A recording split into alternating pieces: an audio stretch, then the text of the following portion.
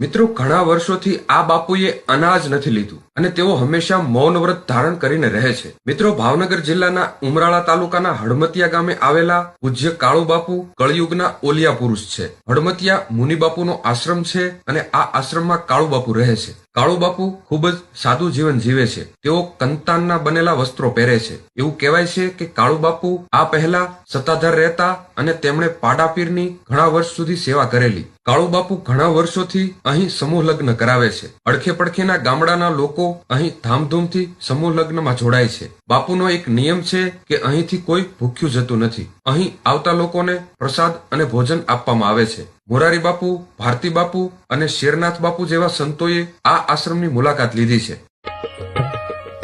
સદગુરુ ચરણમાં મારે સદાજી દીવાડી. સદગુરુ ચરણમાં મારે સદાઈ દીવાડી. કદી